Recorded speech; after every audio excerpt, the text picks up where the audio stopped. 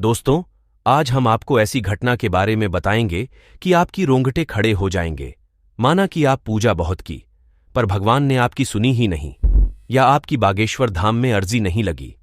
अब मैं आपको बता दूं, अर्जी तो हमारी भी नहीं लगी और हमारा पूरा का पूरा घर बर्बाद हो गया। दोस्तों, भगवान आपकी जब तक नहीं सुनता, जब तक हमारी परीक्षा ना ले ले।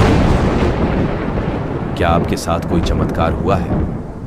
नमस्कार, मैं जबलपुर से बोल रहा हूं। यह चमत्कार मेरे सामने हुआ था। इस चमत्कार को देखने के बाद आपके पैरों की जमीन खिसक जाएगी। ये मैं अपने शब्दों में बयां कर रहा हूं। अगर आपको यह पसंद आए तो मुझे फॉलो जरूर कीजिए। बहुत समय पहले हमारे घर में एक दूध वाला आता था। वह कृष्ण जी का बहुत बड़ा भक्त था। रोज मंदिर जाता था। हमारे घर के पास एक पटवा मंदिर है, वह भी वहीं दर्शन करता था। एक दिन अचानक वह बीमार पड़ गया। वह अपने घर में लेटा हुआ था। उसने पंडित जी से बोला कि आज मैं दूध नहीं पहुंच पाऊंगा क्योंकि आज मेरी तबीयत ठीक नहीं है। आप मेरे घर आकर सिर्फ मंदिर के लिए दूध ले जाइए। ऐसा कहकर पंडित जी उसके घर से दूध लेकर चले गए। दूसरे दिन जब वह दूध बांटने हो तो वह सोच में था कि लोगों के सवालों का कैसे जवाब। ये बात उस समय की है जब मैं बहुत छोटी थी। हमारे यहाँ ट्रकों से सामान को एक जगह से दूसरी जगह भेजने का काम होता था।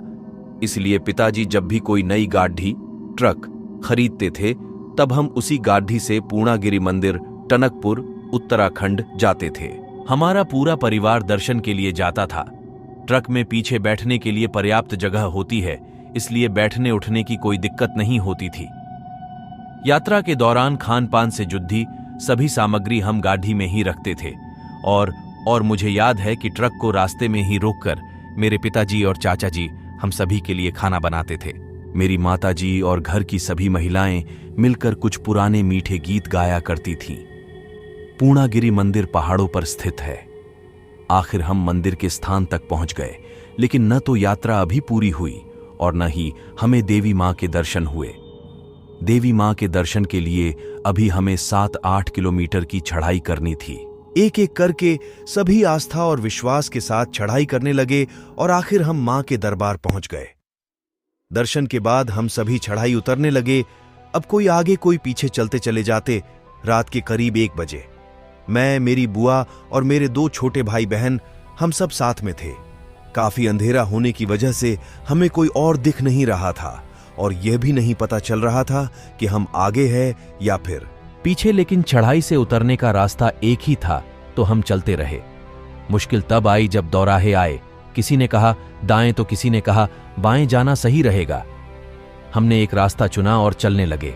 रास्ते में दूर दूर तक कोई नहीं दिख रहा था।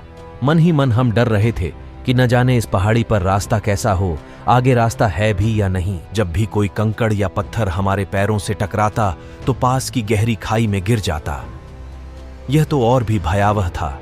अभी हम थोड़ा ही आगे निकले थे कि किसी ने हमें पीछे से आवाज दी।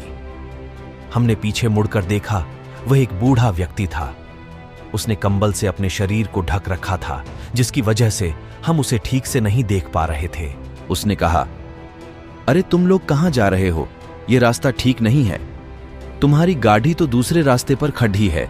जाओ और इस रास्ते पर वापस मत आना। जाओ, वो रास्ता। उसने अपने हाथ से इशारा किया। हम उस व्यक्ति की बात सुनकर डर गए और तुरंत उस रास्ते से वापस लौटने के लिए चले। मेरी बुआ उन्हें धन्यवाद करने के लिए पीछे मुड़ी, लेकिन यह क्या, वह व्यक्ति तो वहां से जैसे गायब हो गया। हमें देवी मां पर विश्वास था। हम उनका नाम लेकर चल दिए कि अब जो होगा उनकी इच्छा से होगा। यह रास्ता ठीक था। चलते चलते सुबह के 4 बजे गए। अब मैंने रास्ते में अपने मामा को देखा, वह भी हमारे साथ गए थे। हम उन्हें देखकर खुश हो गए। उस बूढ़े व्यक्ति द्वारा बताया गया रास्ता बिल्कुल ठीक था। सबसे मिलने के बाद हमने उन्हें यह बताया कि कैसे एक अनजान व्यक्ति ने हमारी मदद की, वरना हम गलत रास्ते पर चल दिए थे। मेरे पिताजी ने बताया कि जिस रास्ते की बात कर रहे हैं वह रास्ता 2 सालों से बंद है और उस रास्ते पर कोई नहीं जाता है। वहां कई लोगों की खाई में गिरकर मौत हो चुकी है।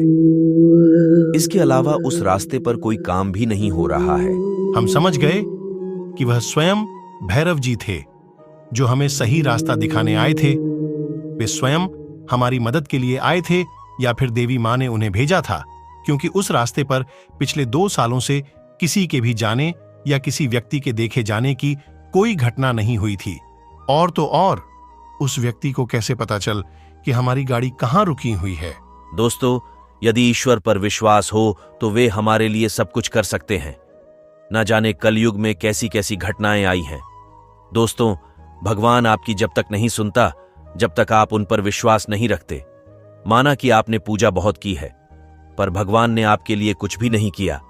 तू याद रखना, भगवान जो भी करता है, चाहे बुरा करे चाहे अच्छा करे, सब अच्छे के लिए।